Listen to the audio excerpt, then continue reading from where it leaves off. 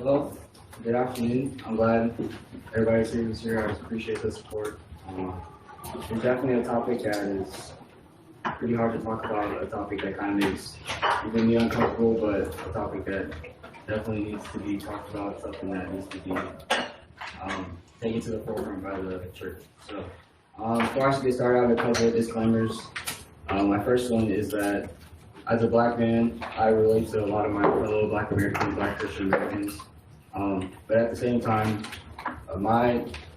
this presentation is kind of like a broad brush of what's going on. So black lives in themselves are diverse, and so not everything that I say is going to apply to everybody. And some stuff I'm going to leave out. But also the same thing goes for political views. Not everybody subscribes to the same type of things whenever it comes to conservative and liberal ideals, but this is just kind of like a broad brush of what it is. And also when I refer to the church, it's going to be about just like the church as a whole, not like a specific group of people, just like all American Christians. And yeah, so I think it's important for me to talk about this because I'm one of the only African Americans here at Southside Christian, and I've definitely had a lot of opportunities to talk to different people about this subject.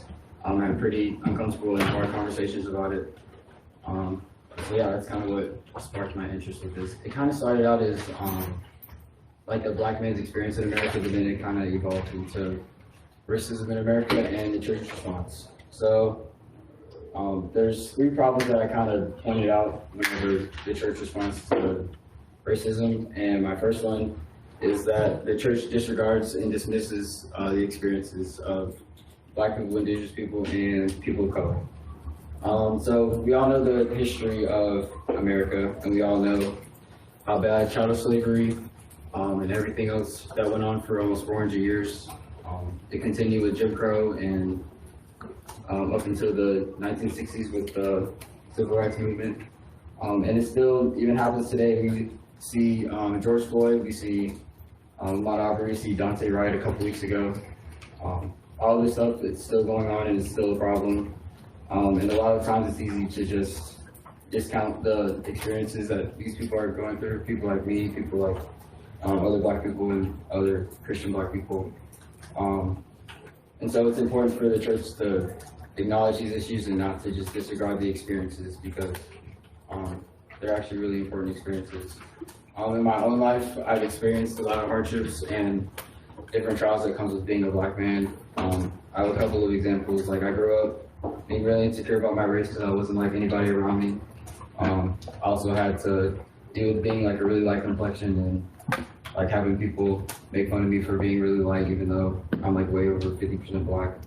Also had to have like the talks with my parents about how to interact with the police and how to do different things in the grocery store. Like I've had to deal with people locking their doors whenever I walk beside them at nighttime because they're worried that black people are like they criminalize black people and everything else.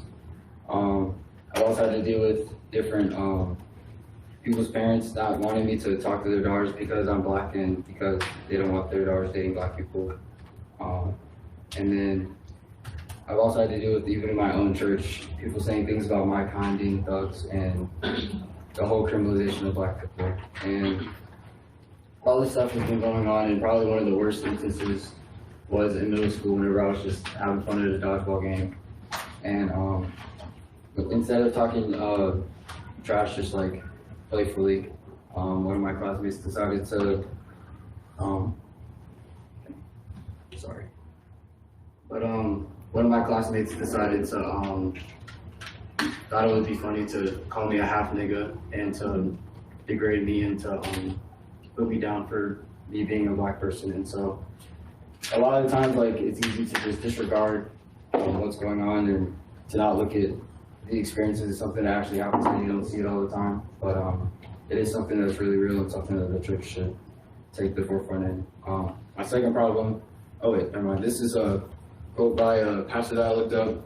It says, in the traditional church, it is important to acknowledge the racism as a real problem involving real people and in the continuing pattern. So I think that kind of sums up the whole idea of my first point. The second problem is that we often politicize social justice whenever it should just be a Christian issue.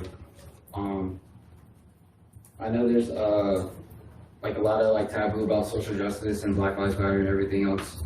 And so it's easy for the conservative church to kind of have a backseat to it and not want to deal with it that much. But aside from political views, we should definitely be the forefront of social justice. And so an example of that was, it was from the Southern Baptist Convention, and their stance on the critical race theory. They kind of completely disregarded it, didn't take any stance on it at all, even though it is a flawed view. It's something that should at least have had like a more diverse opinion about, and a lot of the Black pastors in the convention felt kind of left out and ostracized because of their race and felt like their voice didn't matter. This quote by Justin Gibney kind of sums it up. Marxism is extremely flawed, but when it comes to the Black experience, American racism has already done much of the harm some fear from Marxists and more. It has undermined families, undermined the church, defiled women, censored identity, robbed wealth, and enraged and murdered, etc. And I don't want to really get into critical race theory that much because that's not the point of my presentation. But these two quotes also kind of sum up what I'm trying to say with this point. Don't let your faith become a subsidiary of your social political ideals. Too often we only follow parts of the Christianity that are approved by our conservatism or progressivism, and that's backwards. And the AND campaign, who's also co-founded by Justin Gibney, says, people are paying attention to how Christians operate in political life. They want to know that faith makes a difference and how we think about politics and how we engage. Do they see the will of God through our political engagement or generic conservatism or progressive agendas? So my third point is that the church doesn't allow their conviction to turn into any sort of action or any sort of results.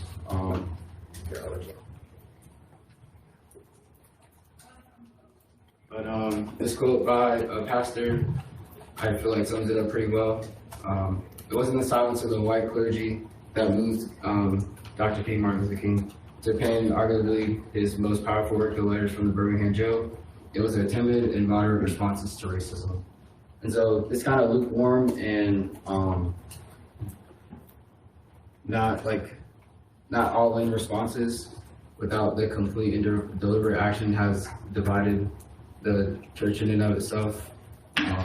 Instead of taking these issues full on, we kind of just like put our foot in it to kind of say that we talked about it and kind of dealt with it, but really we haven't and have made a bigger problem. Another problem that also comes along with that is the culture dividing from Christianity, because it's our job as Christians to take in front of this and to care for those who are oppressed. But the culture has had to take the stance on that, and since they're not of God, it's not going to be like a perfect godly way of dealing with oppression. So yeah, and so I have a couple of different ways how people like me can respond to this. I interviewed Mr. Anderson, and I also interviewed a pastor from Cincinnati. So Mr. Anderson's, a couple of his points were that he prays for the best and lives with the outcomes, because ultimately God is sovereign and he knows what's best for us, but as Christians it's our job to be prayer warriors.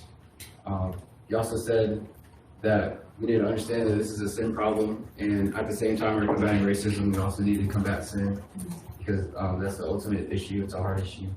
And then we also need to avoid backing down from these issues and sugarcoating it, because it makes the issue even worse whenever you don't keep your stances on this completely honest, and it'll just make everything worse by, like you said, doing lukewarm responses and stuff like that.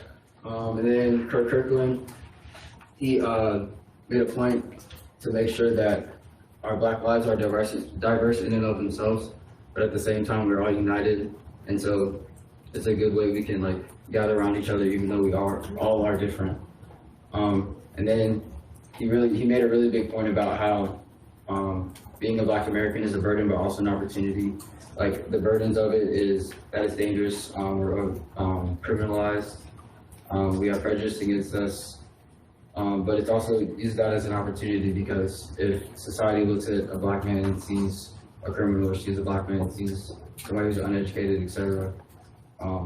It gives us a chance to exceed those expectations. You look at guys like Booker T. Washington, who grinded, and he didn't let his race get in the way of like what he could accomplish.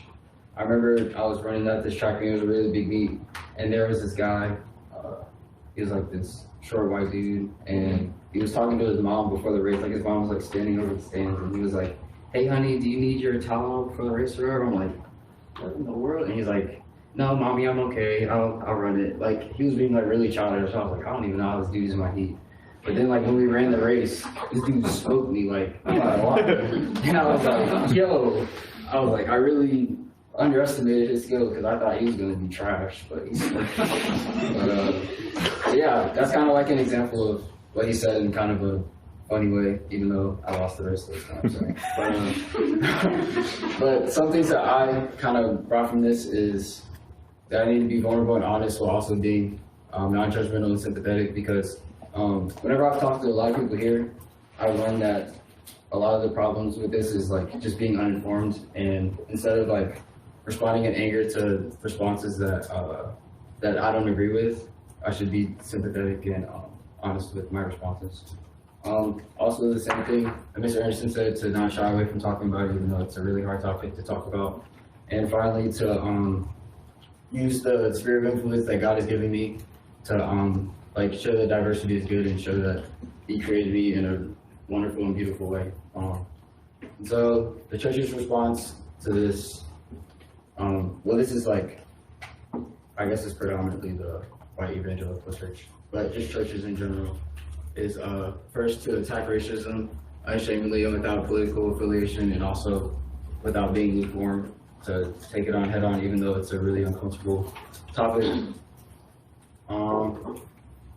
You look at Martin Luther King, because he was in a really uncomfortable situation, but it was an example of how the church was the head of social justice. And yeah, so the second point is to let uncomfortability lead to growth rather than rejection. It's really easy to just like stay away from these topics. Like I was pretty nervous all day talking about this, or getting ready to talk about this, but it's really important and imperative that we use this uncomfortability to lead to growth, because that's the only way that we will grow, and rejection will make anything better either. And then being lukewarm will also perpetuate the problem. And then we should look at Jesus for our example. He used compassion, conviction, and service in his response to those who are oppressed. You look at compassion, you look at the story of the woman who was about to get stoned, and Jesus said, "He who has no sin cast the first stone." So he had compassion on this woman and gave her mercy. And then we also look at conviction, where you see Jesus in the temple whenever they're selling things in the temple, making the temple something that isn't supposed to be. But then we look at people like Peter, who didn't let their conviction come first, and so then they denied Jesus, and he was really remorseful about it. And then we also look at service. I'm going to read Matthew 25:37 through 40. It says, "Then the righteous will answer him, saying, Lord, when did we see you were hungry and feed you, or thirsty and give you drink? And when did we see you as a stranger and welcome you, or naked and clothe you? And when did we see you as sick and in prison and visit you?" And the king will answer them, "Truly I say to you, as you did it to the ones who are the least of these, you did it to me." And so, as the church, we see Black people and other people of color being oppressed, and it is our job to serve them like we are serving the king. So I have a little thing for my closing thoughts. I thought about the story of the Good Samaritan. Everybody's kind of heard it before. And so the first guy that comes along that leaves the guy who got beat up was a priest, and he kind of left because of his status and because of his pride, and he didn't want to help the guy out, and so he kept going. And then we look at the Levite, who would have been ceremonially unclean if he went and helped this guy, and it would have been inconvenient for him to stop and help. So both of these people were also probably thinking like, well, I'm going to go do the Lord's work, so this is going to have to wait.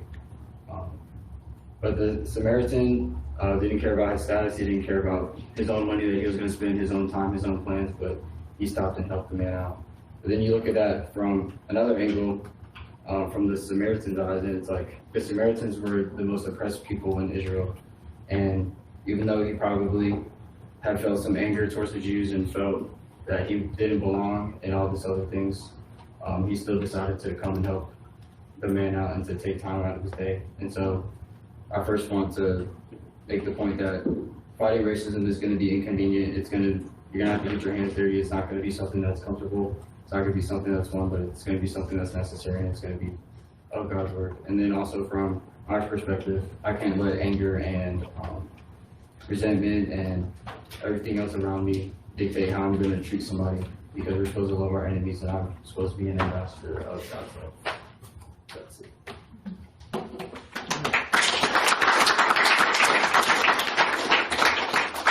All right, well done, Ashton. Do we have any questions? I know a lot of folks came to watch, so do we have any questions or comments for Ashton? Anything that you'd like to share? Thank you for doing that.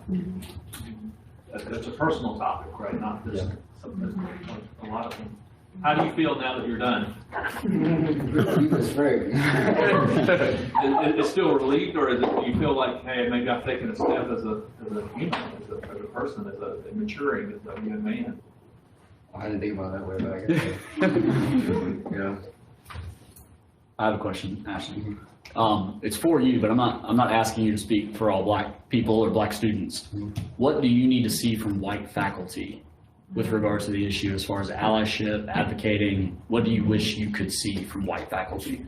Honestly, I feel like, especially this year, it's been like I've done a pretty good job in general. But I encourage y'all to kind of be like a representation of the church to the people at Southside Christian, the students.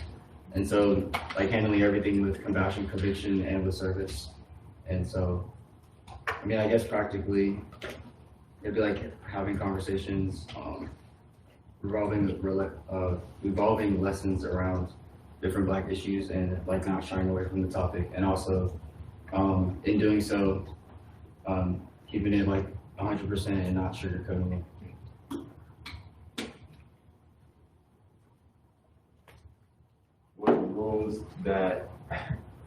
What are rules and I laugh because I know some of the rules.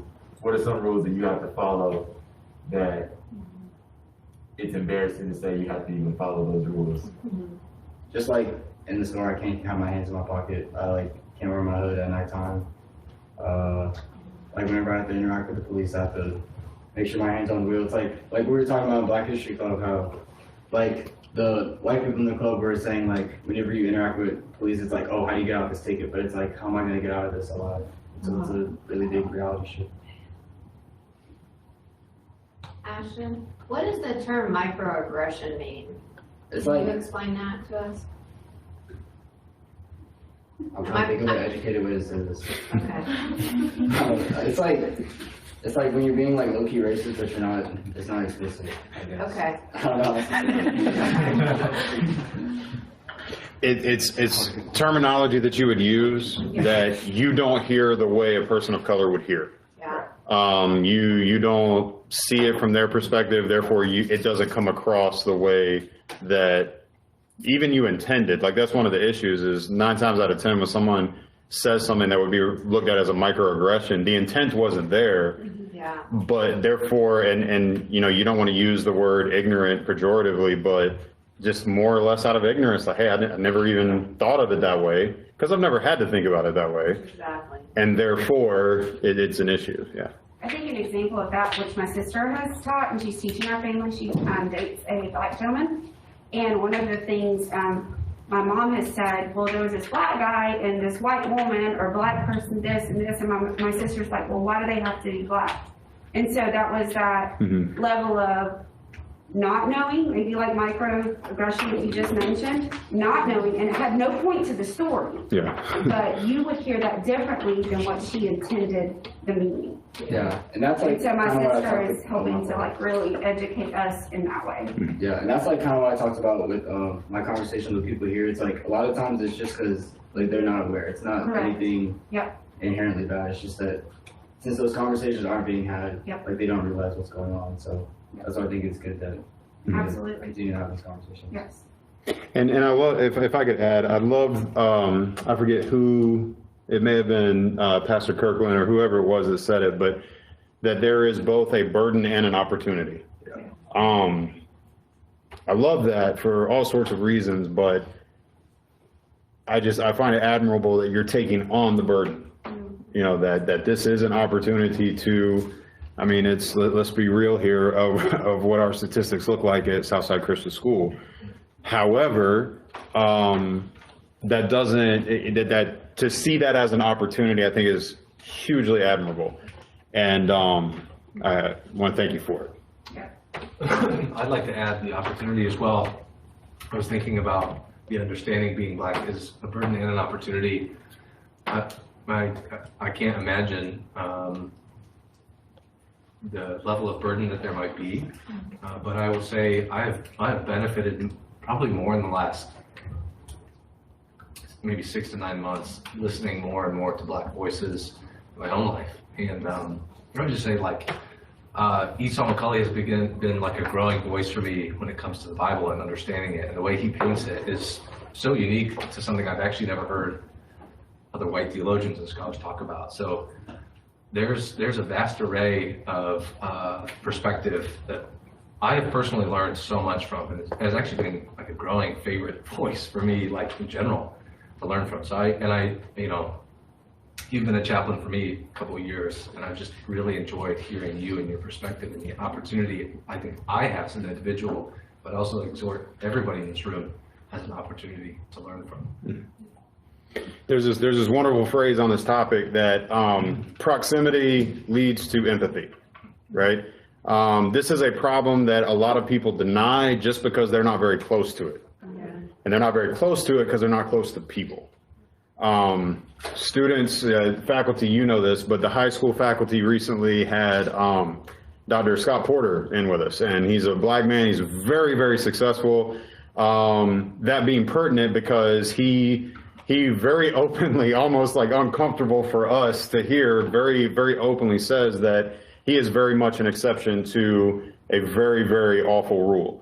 And so he is more than willing to, he's made himself available, which is, again, just hugely admirable. However, he talked about in all of these ways that people are trying to solve racism in America, that a lot of people have swung in the opposite direction and come up with systems and programs that really, a lot of times, are more counterproductive. They do more harm than good.